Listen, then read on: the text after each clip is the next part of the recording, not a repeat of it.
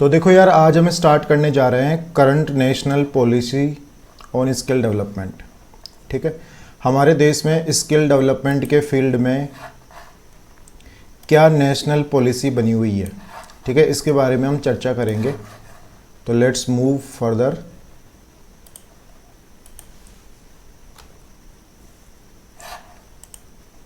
ठीक है, तो इस चैप्टर में हम क्या क्या पढ़ने वाले हैं ये चीज़ यहाँ पे देख लो। तो इस चैप्टर में बेसिकली हम ये 6 टॉपिक पढ़ेंगे जिनका नाम आप यहाँ पे देख सकते हो। ठीक है, सबसे पहले मैं इंट्रोडक्शन दूंगा आपको इस पर्टिकुलर नेशनल पॉलिसी के बारे में। ठीक है, स्किल डेवलपमेंट के लिए एक नेशनल पॉलिसी बना रखी है इंडिया ने। स्किल डेवलपमेंट के लिए इंडिया ने एक नेशनल पॉलिसी बना रखी है। उस पॉलिसी का सबसे पहले तो इंट्रोडक्शन दूंगा, उसके बाद में उस पॉलिसी के क्या ऑब्जेक्टिव्स है, क्या गोल है, ये आपको बताए जाएंगे। उसके बाद में पॉलिसी का जो फ्रेमवर्क है स्किल डेवलपमेंट को लेके, उसके बारे में चर्चा करेंगे। फिर अगेन ये पुलिस लिख दिया मैंने, पॉलिसी है, ठीक है, इसको पॉलिसी कर लेना। फिर पॉलिसी का जो फ्रेमवर्क एंटरप्रेन्योरशिप को लेके है वो कैसा है, इन दोनों को पढ़ेंगे। ठीक है, उसके बाद में गवर्नेंस, स्ट्रक्चर एंड फाइनेंसिंग को देखेंगे और फिर मॉनिटरिंग एंड वैल्यूएशन। ठीक है, ये हम देखने वाले हैं आगे।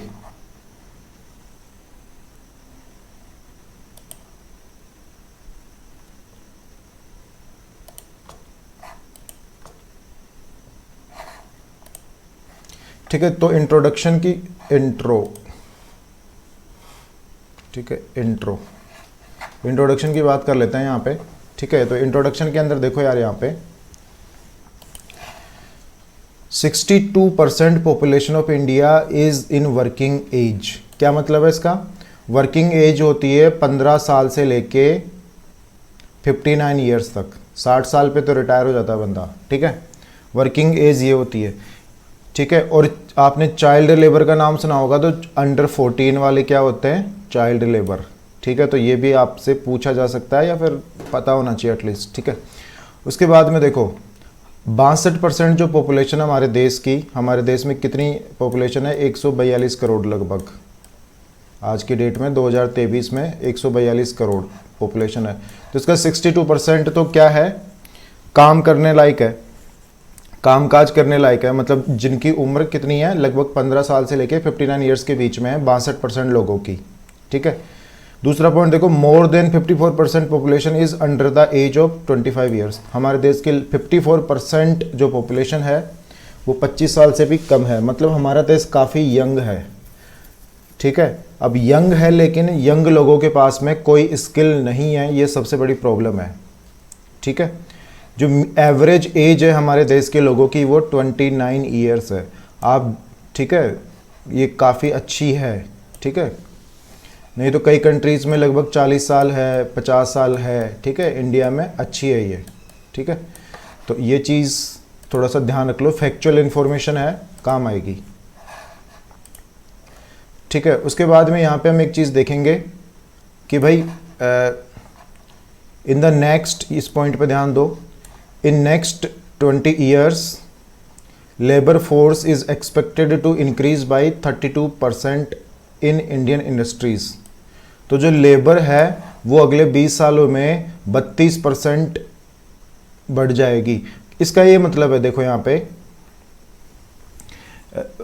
बढ़ने का मतलब यहाँ पे ये है कि जो हमारी देश की जो इंडस्ट्रीज है, इन इंडस्ट्रीज को अगले 20 सालों के अंदर 32% एक्स्ट्रा लेबर की ज़रूरत पड़ेगी।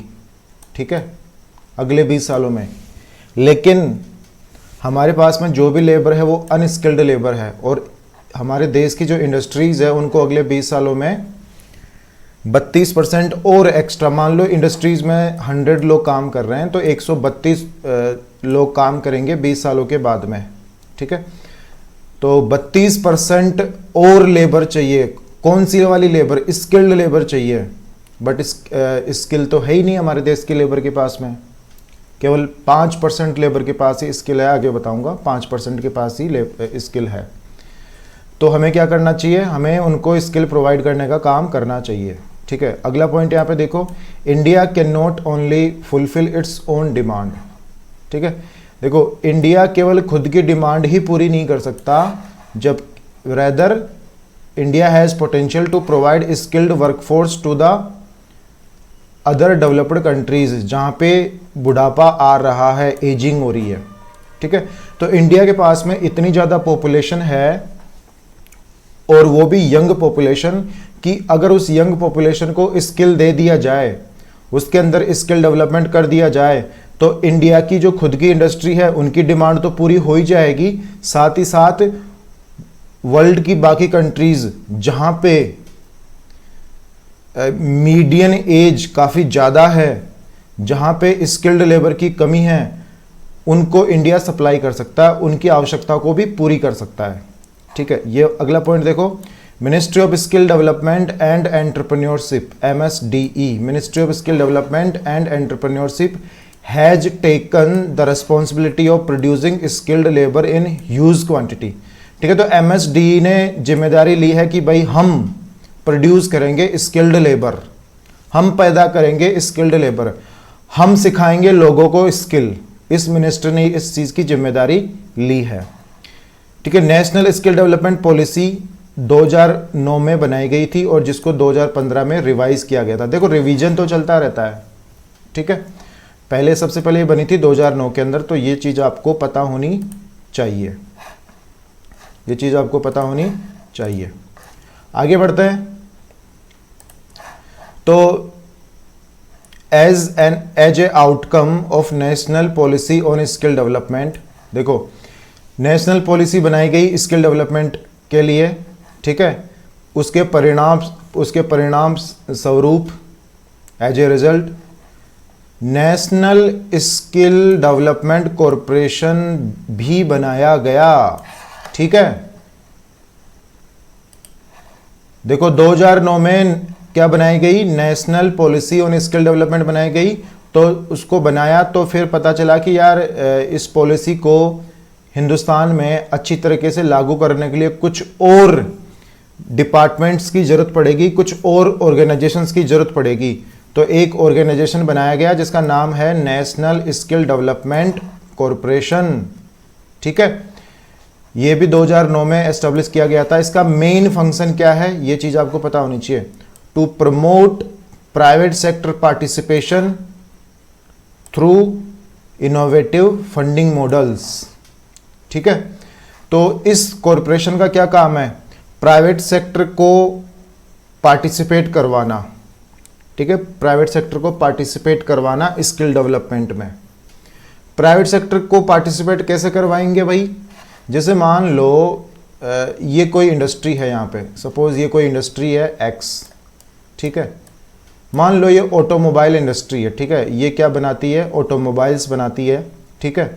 अब इस ऑटोमोबाइल इंडस्ट्री को स्किल्ड ऑटोमोबाइल लेबर्स की ज़रूरत है। तो ये जो आपका NSDC है, NSDC क्या करेगा, इसको जाके बोलेगा, NSDC क्या करेगा, इसको जाके बोलेगा कि देख तेरे को ज़रूरत है स्किल्ड ऑटोमोबाइल वर्कर्स की, ठीक है।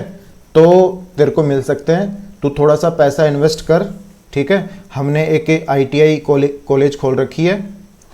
NSDC क्या बोलेगा, हमने एक ITI खोल रखी है, ITI के अंदर तू पैसा इन्वेस्ट कर। ये ITI किसने खोल रखी है, NSDC के अंडर है ये, ठीक है। ये सब कुछ ministry of skill development and entrepreneurship के अंडर आएगा, बट फिलहाल आप समझो एक चीज़ को कि ये सरकार की ITI है। तो NSDC क्या बोलेगा इस ऑटोमोबाइल इंडस्ट्री को कि यार इसमें थोड़ा सा पैसा डाल, इसमें तू पैसा डालेगा तो यहाँ पे लेबर प्रोड्यूस होगी और फिर उस लेबर को तू ही ले जाना, तो जिससे तेरा ही फायदा होगा। अदरवाइज तेरे को तू खुद ट्रेनिंग देगा उनको, भाई ऑटोमोबाइल इंडस्ट्री वाला खुद ट्रेनिंग देगा तो महंगा पड़ेगा ना। तो इस तरीके से प्राइवेट सेक्टर का पार्टिसिपेशन करवाया जाता है, ठीक है, स्किल डेवलपमेंट में। अब ऐसा करने से इस इंडस्ट्री का भी फायदा हो गया, सरकार को भी थोड़ा फायदा हो गया कि इतना पैसा नहीं लगाना पड़ा। ध्यान रखना जरूरी नहीं है कि इस ITI को बहुत सारा पैसा दे, थोड़ा बहुत भी दे दे तो चलेगा, सरकार का थोड़ा बहुत बोझ कम होगा ना, और देश में स्किल्ड लेबर प्रोड्यूस होगी तो अल्टीमेटली विकास तो देश का ही होगा ना, ठीक है। तो ये चीज़ हो गई यहाँ पे। उसके बाद में देखो अगला पॉइंट है यहाँ पे, नेशनल स्किल डेवलपमेंट एजेंसी, ये भी बनाई गई है, national skill development agency which was created in June 2013। ये भी जून 2013 में डेवलप की गई थी, ठीक है। एनएसडीसी 2009 में और ये 2013 में क्रिएट की गई थी। अब इसका मेन फंक्शन क्या रहा है, क्या है? It has been working with state governments, ठीक है। ये राज्य सरकारों के साथ में काम करती है, ठीक है, राज्य सरकारों के साथ में काम करती है। क्या करने के लिए? स्किल डेवलपमेंट करने के लिए, ठीक है। स्किल डेवलपमेंट करने के लिए राज्य सरकारों के साथ में काम करती है, ठीक है। It has been working with state governments to rejuvenate and synergise skilling efforts in the states, ठीक है। अब आपको अंग्रेजी बहुत ज़्यादा पसंद है तो मैं अंग्रेजी में बोल देता हूँ, बाकी साधारण भाषा में मैंने आपको समझा दिया है ये चीज़, ठीक है।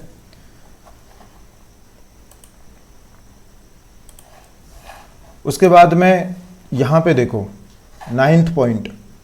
अभी जो 9th पॉइंट है उसको ध्यान से देखो, जहाँ पे मेरा कर्सर है आपकी नज़रें सिर्फ वहीं होनी चाहिए। समझ में आ रही बात? ठीक है, जहाँ पे मेरा कर्सर है आपकी नज़र सिर्फ वहीं होनी चाहिए, बाकी जगह जैसे मैं मान लो ये ऊपर सबसे ऊपर ये एक्सप्लेन कर रहा हूँ तो आपकी नज़रें यहाँ नहीं होनी चाहिए नीचे।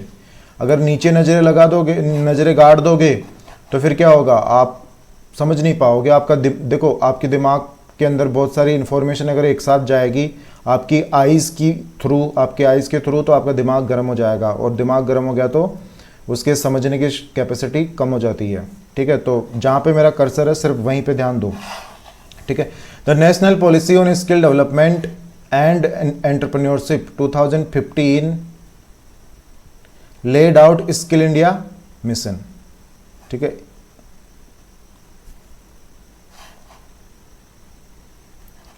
ठीक है, मैंने आपको एक चीज़ बताई थी कि ये जो national policy on skill development है ये सबसे पहले कब बनाई गई थी? 2009 में, लेकिन इसको रिवाइज कब किया गया था? 2015 में। जब 2015 में जब इसको रिवाइज किया गया ना, 2015 में जब इसको रिवाइज किया गया ना, तो बेसिकली स्किल इंडिया मिशन की नींव रखी गई, स्किल इंडिया मिशन की नींव रखी गई, ठीक है ना। 2009 में जब पहली बार ये पॉलिसी बनाई गई थी तब स्किल इंडिया मिशन नहीं था, लेकिन 2015 में इसको ऐड किया गया इस पॉलिसी के साथ में, ठीक है ना। उसके साथ और क्या किया गया? And envisaged the creation of sector skill councils, ठीक है। उसके अलावा और क्या किया गया? उसके अलावा क्रिएट की गई सेक्टर स्किल काउंसिल्स, ठीक है, बाय एनएसडीसी। एनएसडीसी क्या थी? अभी पिछले पेज पे पढ़ाया था मैंने आपको। तो एनएसडीसी ने क्या किया? सेक्टर स्किल काउंसिल्स डेवलप कर दी। देखो सेक्टर स्किल काउंसिल्स क्या होती है अभी थोड़ी देर में बताऊंगा, नेक्स्ट पेज पे हैं, अभी सिर्फ नाम याद रखो। तो 2015 में जब national policy on skill development को जब रिवाइज किया गया, ठीक है, तो एक तो स्किल इंडिया मिशन ऐड किया गया, और जो एनएसडीसी तो पहले से ही था, एनएसडीसी ने एसएससी बना दी, ठीक है, सेक्टर स्किल काउंसिल्स बना दी, ठीक है। और क्या? और देखो यहाँ पे priority sector have been identified based on the skill gap analysis, ठीक है। अब यहाँ पे एक चीज़ आपको देखनी है, क्या चीज़ आपको यहाँ पे देखनी है? ध्यान से देखो, ठीक है, क्या चीज़ आपको यहाँ पे देखनी है, इसको ध्यान से देखो।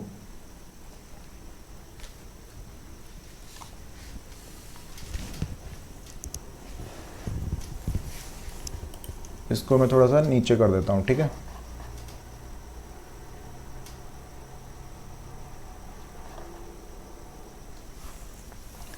तो एक तो क्या किया हमने? एक तो हमने स्किल इंडिया मिशन ऐड किया, साथ में एसएससी हमने क्रिएट की, और प्रायोरिटी सेक्टर्स को आइडेंटिफाई किया, ठीक है। प्रायोरिटी सेक्टर को आइडेंटिफाई करने का मतलब क्या है कि भाई कौन से सेक्टर में ज़्यादा स्किल्ड लेबर की ज़रूरत है? ऑटोमोबाइल में ज़रूरत है, या फिर केमिकल फर्टिलाइजर्स वाली इंडस्ट्री में ज़रूरत है, क्योंकि हमारा देश कृषि प्रधान देश है, तो केमिकल फर्टिलाइजर्स की भी काफ़ी रिक्वायरमेंट रहती है। तो कौन से सेक्टर में सबसे ज़्यादा डिमांड है, इसका एनालिसिस किया गया, इसको आइडेंटिफाई किया गया। ठीक है, ये चीज़ें हो गई। अब यहाँ पे मैं आपको इस एसएससी के बारे में थोड़ा सा बता रहा हूँ क्योंकि इससे सवाल आ सकता है एग्जाम के अंदर। ठीक है, सेक्टर स्किल काउंसिल के क्या फंक्शंस है ये आपको पता होने चाहिए। पहला फंक्शन देखो यहाँ पे, identification of skill development needs including preparing A catalogue of types of skills and depth of skills. ठीक है, तो एसएससी का क्या काम है, ये आइडेंटिफाई करेगी, क्या आइडेंटिफाई करेगी, स्किल डेवलपमेंट की नीड है या नहीं है। ठीक है, स्किल डेवलपमेंट की कितनी नीड है कितनी नहीं है इसको आइडेंटिफाई करेगी। उसके बाद में क्या करेगी, एक कैटलॉग प्रिपेयर करेगी और उस कैटलॉग में क्या लिखेगी, कैटलॉग तैयार करेगी। उस कैटलॉग में क्या क्या रहेगा, टाइप ऑफ स्किल्स और डेप्थ ऑफ स्किल्स, मतलब कौन कौन सी स्किल्स की नीड है उसकी लिस्ट बना के रखेगी और उन स्किल्स में कितना डेप्थ में पढ़ाना है लोगों को, कितना डेप्थ में लोगों को तैयार करना है किसी पर्टिकुलर स्किल के अंदर। ठीक है, ये चीज़ का कैटलॉग ये तैयार करेगी एसएससी। ठीक है, इससे क्या होगा, जैसे कोई भी बंदा स्किल डेवलपमेंट के कोर्स के लिए जाएगा तो उस कैटलॉग को देख लेगा और कैटलॉग को देख के ऑप्ट कर लेगा कि भाई मुझे इस वाले सेक्टर में सीखना है। ठीक है, चलो अगला पॉइंट यहां पे देखो, development of A sector skill development plan. ठीक है, सेक्टर स्किल डेवलपमेंट प्लान। अब जैसे कोई सेक्टर है, मान लो ऑटोमोबाइल सेक्टर है, तो ऑटोमोबाइल सेक्टर का जो डेवलपमेंट करना है किस तरीके से करना है, उसका डेवलपमेंट करने का काम एसएससी करेगी। नहीं आई बात समझ में, development of A sector skill development. देखो यार, जैसे मान लो कोई ऑटोमोबाइल सेक्टर है, ठीक है, उस ऑटोमोबाइल सेक्टर के अंदर ऑटोमोबाइल मैकेनिक चाहिए। ठीक है, मान लो फॉर एग्जांपल क्या चाहिए, मैकेनिक चाहिए। तो मैकेनिक्स का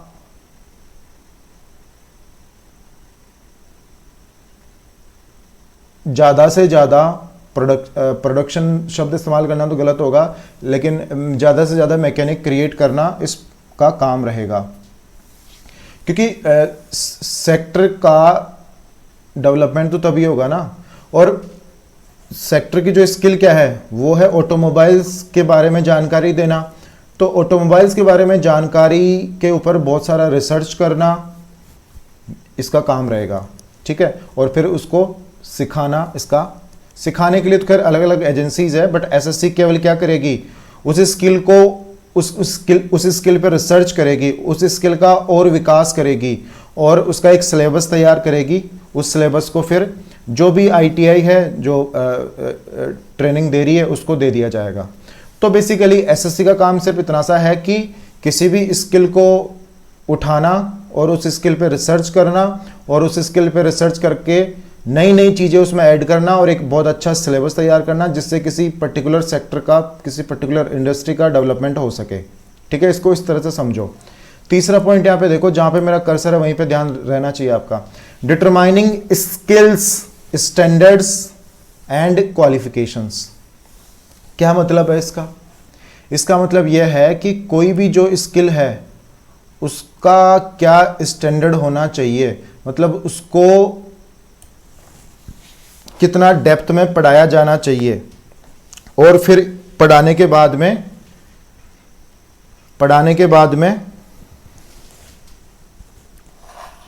क्या करना चाहिए, पढ़ाने के बाद में क्या करना चाहिए, लोगों का टेस्ट लिया जाएगा और फिर उसको वो क्वालिफाई करेंगे।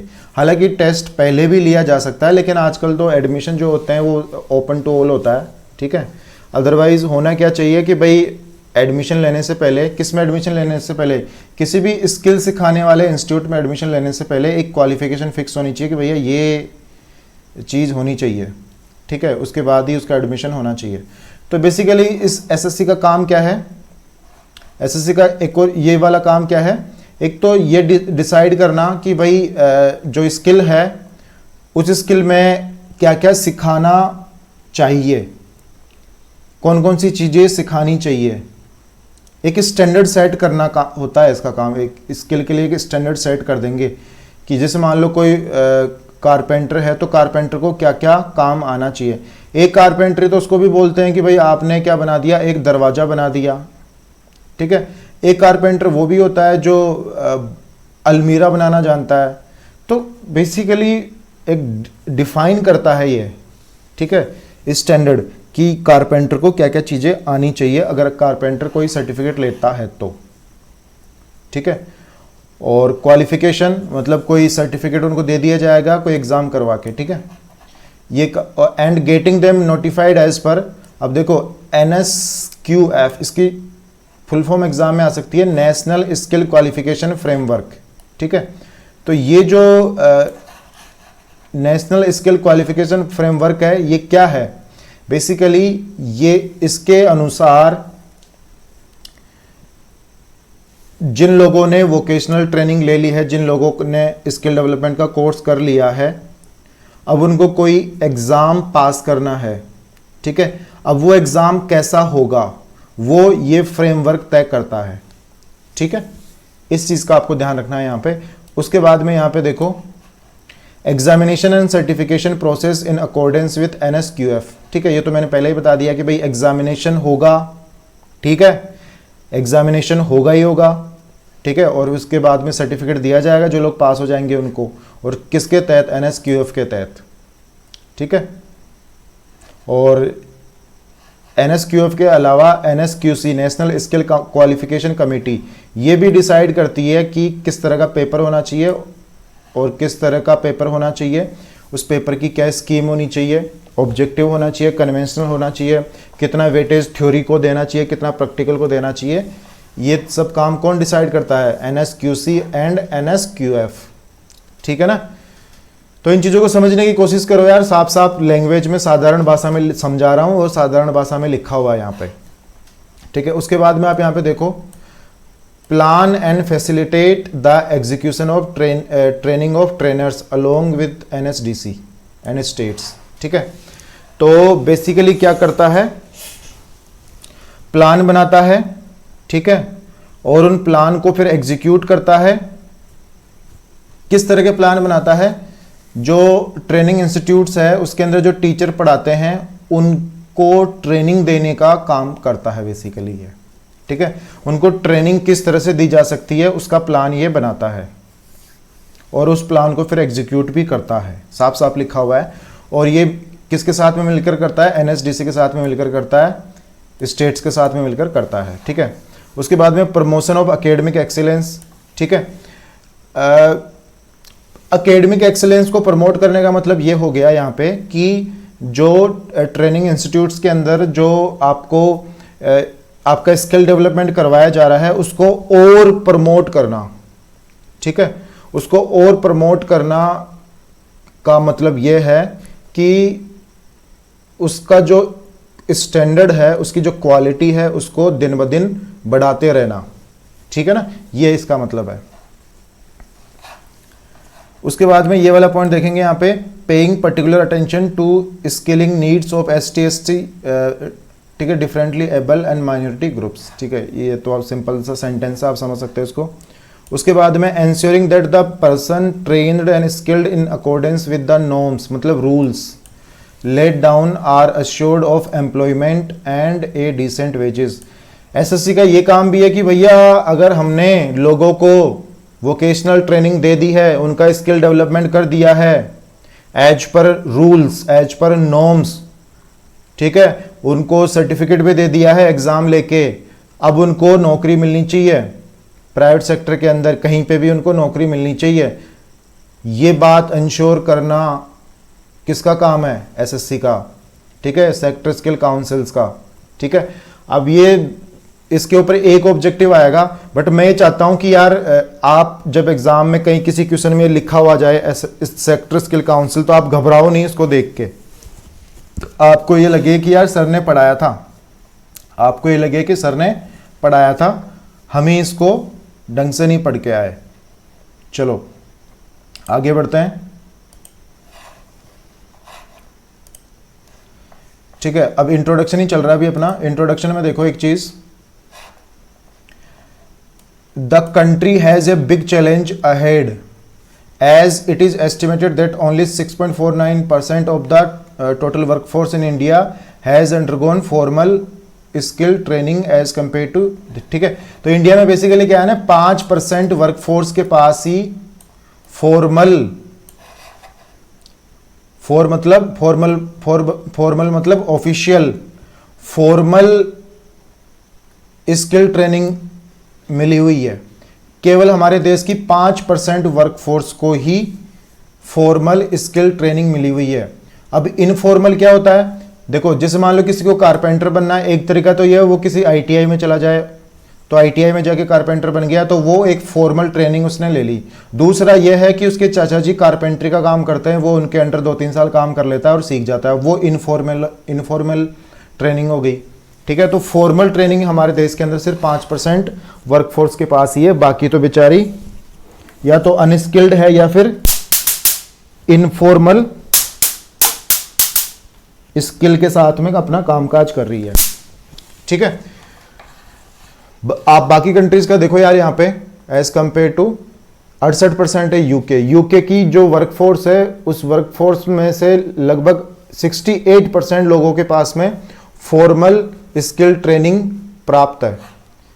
जर्मनी में 75% है, अमेरिका में 52% है, जापान में 80% है और साउथ कोरिया में 96% है। ध्यान रखना, देखो कितना ज़्यादा है। और हम कहाँ स्टैंड करते हैं, हम बकवासबाजी तो खूब करते हैं कि हमने लाल आंखें दिखा दी किसी कंट्री को, किसी को काली दिखा दी, किसी का क्या कर दिया, विदेशों में हमारा डंका बज गया, हम विश्व गुरु बन गए, लेकिन सच्चाई कुछ और ही है। ठीक है, साउथ कोरिया के बारे में आपको एक चीज़ बता दूं। साउथ कोरिया की पॉपुलेशन केवल 5.17 करोड़ है, ये एक्स्ट्रा चीज़ है, चाहो तो इसको मत याद करना। ठीक है, ठीक है। और मध्य प्रदेश जिसमें ये वैकेंसी आई हुई है, उसकी पॉपुलेशन है 7.27 करोड़। ठीक है, साउथ कोरिया एक देश है जिसके ब्रांड सैमसंग, एलजी, hyundai, फिला के जूते भी आते हैं, ये वेल फेमस ब्रांड है। अब आप कोई एक ब्रांड मुझे मध्य प्रदेश सरकार का बता दो, आप कुछ नहीं है इंडिया के अंदर। ठीक है ना, अब ये कहना बहुत खराब लगता है, मुझे भी खराब लगता है और आपको भी खराब लग रहा होगा कि ये सर क्या बोल रहे हैं ऐसा, बट यार एक्चुअल में बात ऐसी ही है। सच्चाई क्या है ना, बहुत कड़वी होती है। सच्चाई बहुत कड़वी होती है। चलो आगे बढ़ते हैं।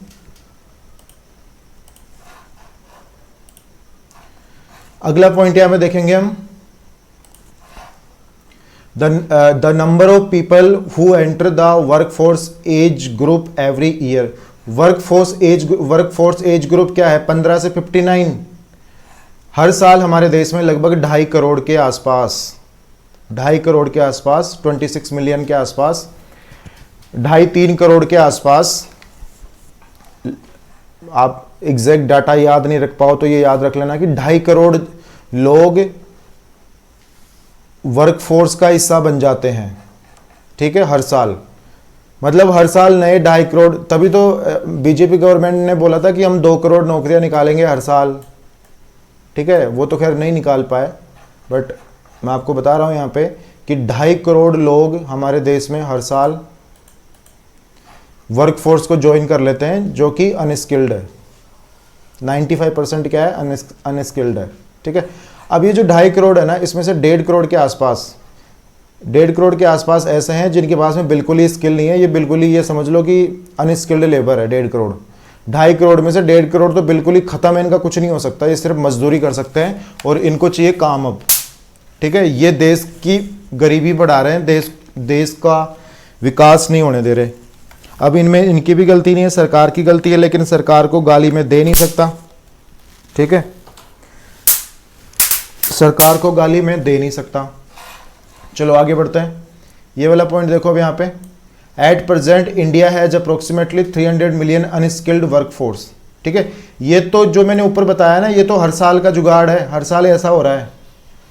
ठीक है, लेकिन अगर आप आज के डेट में चेक करोगे, पुराने बैकलॉग भी तो पड़े हुए हैं, तो 30 करोड़ बैकलॉग पड़े हुए हैं। 30 करोड़ जनता आज की डेट में हमारे देश में ऐसी है जो काम की तलाश में है, लेकिन उनके पास में कोई स्किल नहीं है, अनस्किल्ड लेबर है हमारे देश में 30 करोड़ के आसपास। बैकलॉग भी तो है पुराने। ठीक है, ठीक है, अब क्या वजह है इसकी बताओ,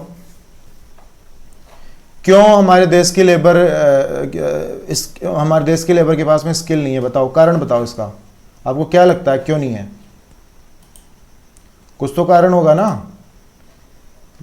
लोग ही निकम्मे हैं या फिर कुछ और कारण है? ये आपको पता होना चाहिए, आपके ऑप्शंस में आएगा, एग्जाम के अंदर आएगा ये चीज। ठीक है, ठीक है। तो एक तो देखो यहाँ पे, पहली चीज देखो यहाँ पे, public perception on skilling which is viewed as the last option meant for those who have not been able to progress out of formal academic system। तो जो फॉर्मल एकेडमिक सिस्टम है इंडिया का, कि भाई पहले फर्स्ट से 8th class तक पढ़ लिया, ठीक है, फिर क्या किया, फिर 9th से 10th पढ़ लिया सेकेंडरी, ठीक है, फिर 11th से 12th पढ़ लिया, ठीक है, और उसके बाद में 13 से इंजीनियरिंग कर रहे हो तो 16 तक पढ़ लिया, बीटेक कर लिया। ये फॉर्मल एजुकेशन सिस्टम है इंडिया का, ठीक है। फिर कोई एमटेक भी करना चाहे तो 17-18 हो गया उसका, ठीक है, 17 से 18। ये फॉर्मल एजुकेशन सिस्टम है इंडिया का। तो इंडिया के लोगों की क्या माइंडसेट है कि वो तभी स्किल के पीछे भागेंगे जब इस पर्टिकुलर फॉर्मल एजुकेशन सिस्टम से उनको नौकरी नहीं मिलेगी, नहीं तो उनको बेइज्जती फील होती है। वो चाहे वो एमटेक करने के बाद में 10,000 महीने की नौकरी ना लगे, लेकिन वो एक मैकेनिक बनना पसंद नहीं करेंगे, जबकि मैकेनिक अच्छा मैकेनिक महीने के 50,000 1 लाख तक कमा लेता है। 20-25 हज़ार तो कोई मैकेनिक नहीं छोड़ता हर महीने के। लेकिन आप लोग एमटेक करने के बाद में, आप लोग नहीं यार, हमारे देश के लोग एमटेक करने के बाद में फॉर्मल एजुकेशन के थ्रू पढ़ाई लिखाई करने के बाद में 10,000 की नौकरी तक हासिल नहीं कर पाते। ये सच्चाई है, ठीक है ना, इस बात को स्वीकार करो। दूसरा पॉइंट देखो यहाँ पे, तो लोगों के दिमाग में चीज बैठी हुई है कि भाई हम तो जो फॉर्मल एजुकेशन सिस्टम बना हुआ है ना, उसी के तहत पढ़ाई लिखाई करेंगे और उसी से नौकरी चाहिए हमको। ऐसा नहीं है कि 10वीं पास करके यार मैकेनिक बन गए, 1 लाख रुपए महीने के कमा रहे हो। आपके बराबर वाले जब तक एमटेक करेंगे तब तक तो आप करोड़पति बन जाओगे, आपका खुद का वर्कशॉप होगा बहुत बड़ा। समझ में आ रही है बात? लेकिन नहीं करते, माइंडसेट ही नहीं है लोगों का। तो ये बहुत बड़ी प्रॉब्लम है कि इसलिए हमारे देश में 30 करोड़ लोग ऐसे हैं जो अनस्किल्ड है, ठीक है, 30 करोड़ लोग ऐसे हैं जो अनस्किल्ड है। इसके अंदर आप भी आते हो, ध्यान रखना। जो लोग पीएचडी कर रखे हैं ना, वो भी है इसके अंदर। उनको कोई पीएचडी करना, कोई स्किल हासिल करना नहीं होता है, वो पढ़ाई लिखाई की है नॉर्मल, उससे क्या उखाड़ लोगे तुम, ठीक है। Social and traditional view that sees status as being inversely proportional to the degree to which one works with one's hand, ठीक है। यहां पे देखो, हिंदुस्तान के लोग ये मानते हैं कि यार हाथों से काम करेंगे तो हमारा सोशल स्टेटस डाउन हो जाएगा। अब यार मैकेनिक बनोगे तो हाथ तो काले होंगे ही, ठीक है ना, आप हाथ काले होंगे, कपड़े खराब होंगे।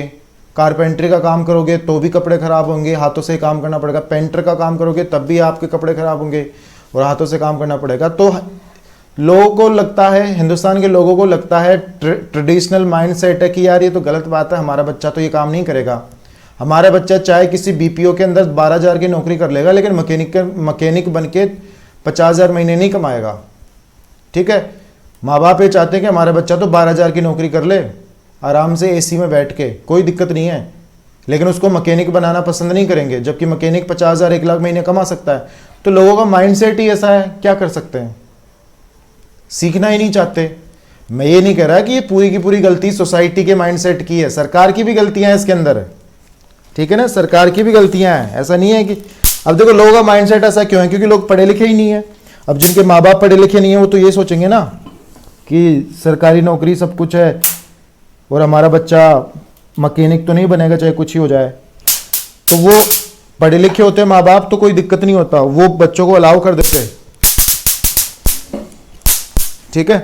देखो बहुत मोरिस गैरेज का नाम सुना होगा, एमजी हेक्टर, जो अभी गाड़ी 4-5 साल पहले इंडिया में बहुत आई है, बहुत तगड़ी चल रही है, ठीक है। BMW, ठीक है, BMW में BM का मतलब तो खैर मैं नहीं बताऊंगा आपको, W का मतलब है वर्क्स, तो ये वर्कशॉप से निकला हुआ है। तो ये लोग, इनके जो ओनर्स थे ना यार, ये मैकेनिक थे, सिंपल मैकेनिक थे। आप ये चीज़ थोड़ा सा सोच के देखो, तो हमारा देश कहाँ बैठा हुआ है, ये लोग कहाँ बैठे हुए हैं। तीसरा पॉइंट यहाँ पे देखो, most of the vocational training programmes are not aligned to the requirements of the industries.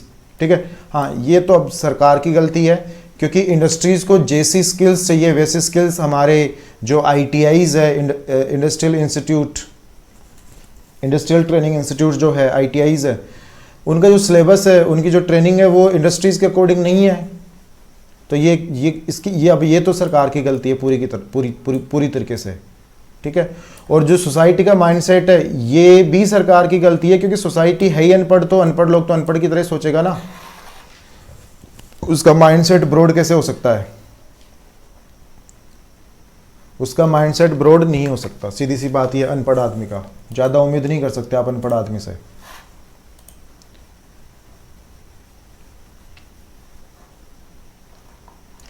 ठीक है, अब यहाँ पे मैंने आपको इंट्रोडक्शन दे दिया है। ठीक है, इंट्रोडक्शन मैंने आपको दे दिया है। अब मैं आपको ऑब्जेक्टिव बताऊंगा इस पॉलिसी का। कौन सी पॉलिसी का? नेशनल स्किल डेवलपमेंट पॉलिसी का इंट्रोडक्शन मैंने आपको दे दिया है।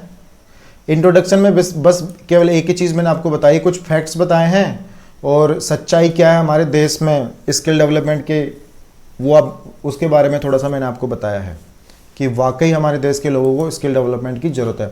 अब इस पॉलिसी का गोल क्या है, ऑब्जेक्टिव क्या है, ये देख लो थोड़ा सा। ठीक है, पहला गोल यहाँ पे देखो क्या है, to create a demand for skilling across the country.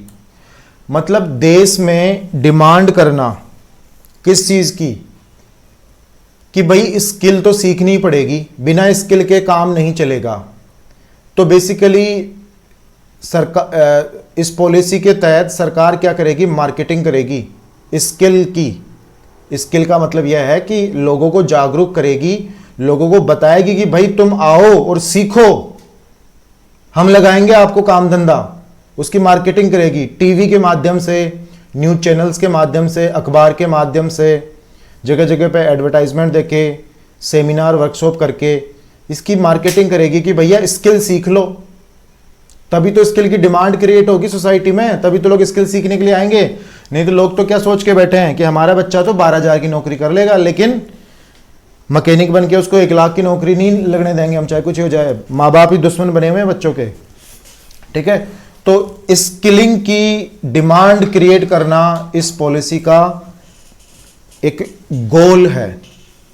ठीक है, जनता को यह एहसास दिलाना कि भैया आपको स्किल सीखनी चाहिए, स्किल सीख जाओगे तो आपको नौकरी मिल जाएगी, और आज की आवश्यकता है स्किल सीखना, स्किल्स होना।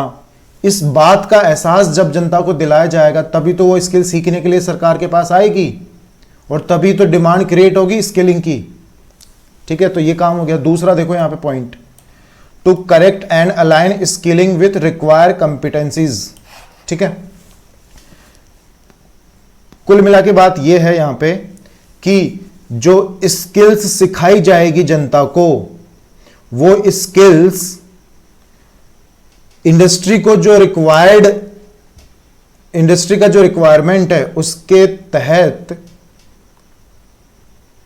सिखाना चाहिए। इस बात को इंश्योर करेगी ये पॉलिसी कि इंडस्ट्री को जिस स्किल की रिक्वायरमेंट है, जिस लेवल की रिक्वायरमेंट है, अब स्किल के अंदर भी भाई स्टैंडर्ड्स होते हैं। एक छोटा सा मान लो एक मैकेनिक है, सिर्फ बाइक को सर्विस करना जानता, पानी डाल के कपड़ा मार के। दूसरा बंदा ऐसा है जो ऑयल और ऑयल चेंज करना जानता है बस। तीसरा बंदा ऐसा है कि वो उसको पूरी खोल के, उसकी प्रॉब्लम निकाल के, रिपेयर करके वापस पैक कर देगा, वापस से खड़ी कर देगा बाइक को। तो बेसिकली इंडस्ट्री को जो चीज़ चाहिए वो चीज़, अलाइनमेंट का मतलब ये होता है कि वही चीज़ ITIs के अंदर सिखाई जानी चाहिए। इस बात को इंश्योर करता है और सिलेबस को करेक्ट भी करेगा, सीधी सी बात है। ठीक है, पुराना सिलेबस नहीं होना चाहिए, एज पर इंडस्ट्री के रिक्वायरमेंट के अकॉर्डिंग होना चाहिए। ठीक है, तो ये बात इंश्योर कौन करेगा? ये पॉलिसी। ठीक है, तो अच्छी पॉलिसी है ये। ठीक है, मेरे कहने से अच्छी नहीं बनेगी, ये अच्छी है एक्चुअली, बट इम्प्लीमेंटेशन में दिक्कत है। To connect the supply of skilled human resources with the sectoral demands. तो ये तो सिंपल सा सेंटेंस है, इसमें कोई दिक्कत वाली बात है नहीं किसी सेक्टर को जो भी स्किल्ड ह्यूमन रिसोर्सेज चाहिए वो सप्लाई कर देगी, आईटीआई से उठाएगी और उनको पकड़ा देगी। चौथा पॉइंट यहाँ पे देखेंगे ध्यान से, to certified and assess in alignment with global and national standards. ये बहुत इंपॉर्टेंट सेंटेंस है, ध्यान रखना। स्किल देना तो काम है ही है, ठीक है, उसके अलावा उनको उनका असेसमेंट करना है और सर्टिफिकेट देना है, ताकि उस सर्टिफिकेट को पूरे वर्ल्ड लेवल पे माना जाए। नेशनल लेवल पे तो माना जाए और वर्ल्ड लेवल पे भी उसको पहचाना जाए। मान लो आपने किसी आईटीआई से आपने प्लम्बर का कोर्स कर लिया, सर्टिफिकेट आपने ले लिया और उस प्लम्बर के कोर्स को लेके आप मान लो जर्मनी चले गए, वहाँ पे उस सर्टिफिकेट को कोई मान ही नहीं रहा, वहाँ पे आपको नौकरी मिल ही नहीं रही। तो यार इस पॉलिसी के तहत ये चीज़ भी इंश्योर की जा रही है कि भाई हम ऐसे सर्टिफिकेट देंगे जिसको इंटरनेशनली रिकॉग्नाइज किया जाएगा। समझ में आ रही है बात? And catalyse an ecosystem wherein productive and innovative entrepreneurship germinates. ठीक है, एक ऐसे सिस्टम को कैटलाइज करना इसका काम है जहां पे productive and innovative entrepreneurship develop हो। जर्मिनेट का मतलब विकसित हो, डेवलप हो। ठीक है, उसके अलावा sustains and grows leading to creation of a more dynamic entrepreneurial economy and more formal wage employment.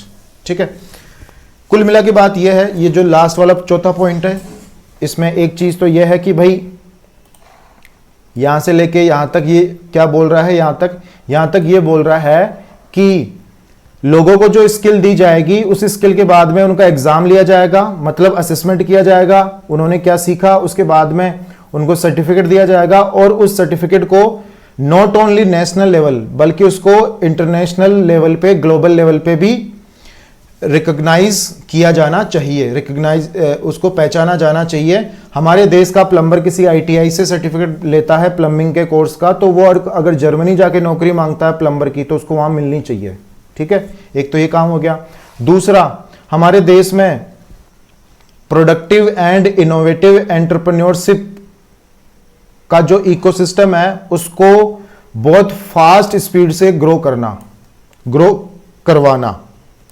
ठीक है, कहने का मतलब यह है कि एंटरप्रेन्योर्स को सपोर्ट करना। आप तो सिंपल सा मतलब समझ लो, अब मैं यहां पे सिंपल सा लिख के लाता ना, टू सपोर्ट एंटरप्रेन्योरशिप, तो आपको लगता है टीचर तो घटिया है, इसको कुछ नहीं आता, सिंपल सा सेंटेंस लिख के लाया है। अब ये लिख के लाया हूं तो आपको लग रहा होगा कि यार टीचर वाकई दमदार है, पता नहीं क्या लिखा हुआ है, हमको तो थोड़ा कम ही समझ में आ रहा है। एक्चुअल में क्या है ना, अगर टीचर चीज़ों को बहुत आसान भाषा में समझा देता है ना तो बच्चों को ये लगता है कि ये चीज़ तो बहुत आसान है, जबकि उस टीचर को ही पता है कि वो चीज़ कितनी डिफिकल्ट थी और उसको डिफिकल्ट से आसान में कन्वर्ट करने के लिए उसने कितना ज़्यादा दिमाग लगाया है। ठीक है, इस तरह की चीज़ें होती है। मैंने 10 साल के मेरे टीचिंग करियर में ये चीज़ें फेस की है बहुत ज़्यादा, कि अगर मैं चीज़ों को बहुत आसान तरीके से सिंपल लैंग्वेज में एग्जांपल दे दे के रिपीट कर करके समझा देता हूं तो लोगों को ये लगता है कि यार ये तो बहुत आसान है, इसमें तो कुछ है ही नहीं, इस टीचर को तो शायद कुछ आता ही नहीं, इतनी आसान चीज़ें हैं तो। और अगर उन्हीं चीज़ों को मैं डिफ़िकल्ट वे में एक्सप्लेन करूँ तो फिर बच्चे रेस्पेक्ट करने लग जाते हैं, यार सर को तो इतनी डिफ़िकल्ट चीज़ आती है, हमको तो आती ही नहीं है। ठीक है ना, तो ये वाली चीज़ है।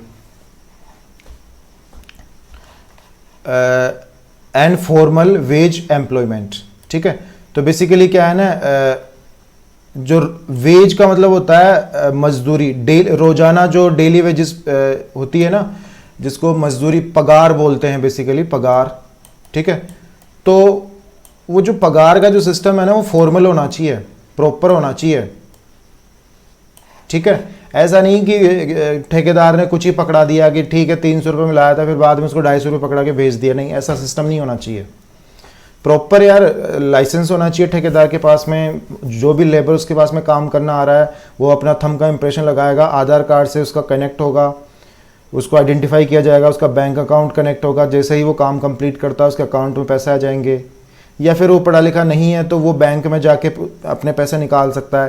कहने का मतलब है कि चीज़ों को थोड़ा सा बेटर करना इसका काम है, मजदूरों का शोषण नहीं होना चाहिए। अब आप देखो स्किल उनको दे रहे हो तो यार अब आप चाहते हो कि वो अच्छा काम धंधा करे, अब स्किल देने के बाद भी उनका शोषण हो रहा है तो फिर कोई मतलब नहीं है ना इस तरह की पॉलिसी का। इस तरह की पॉलिसी का कोई मतलब नहीं है। स्किल देने के बाद में भी मजदूरों का, स्किल्ड लेबर का अगर एक्सप्लॉयटेशन होता है, शोषण होता है तो। ठीक है, आज के लेक्चर में बस इतना ही, मिलते हैं नेक्स्ट क्लास के अंदर। ठीक है, तो नेक्स्ट क्लास में हम पढ़ेंगे बेसिकली, अब देखो यहाँ पे मैंने आपको ये चीज़ तो पढ़ाई दी है, अब नेक्स्ट क्लास में हम पढ़ेंगे पॉलिसी का जो फ्रेमवर्क है वो कैसा है। ठीक है, पॉलिसी का जो फ्रेमवर्क है वो कैसा है। पॉलिसी का फ्रेमवर्क हम दो चीज़ों के लिए पढ़ेंगे, एक तो स्किल डेवलपमेंट के लिए और दूसरा एंटरप्रेन्योरशिप के लिए। ठीक है, उसके बाद में गवर्नेंस, स्ट्रक्चर एंड फाइनेंसिंग और monitoring and valuation. Let's see ये एक लेक्चर में कंप्लीट होता है या फिर दो लेक्चर में, लेट्स सी, देखते हैं क्या होता है। आज मैंने केवल आपको सिर्फ पहला और दूसरा पॉइंट पढ़ाया है। ध्यान रखना, आपका जो सिलेबस है इसका कोई हाथ पैर नहीं है। ठीक है, मार्केट में कोई कंटेंट अवेलेबल नहीं है, तो टीचर के लिए काफ़ी मेहनत का ये काम है। तो आपका जो कोई भी टीचर हो, आप जिस किसी से भी पढ़ रहे हो ये वाला subject, you must respect that teacher. ठीक है, एटलीस्ट वो आपको कुछ पढ़ा पा रहा है, कुछ गाइडेंस दे पा रहा है। चलो टाटा बाय बाय।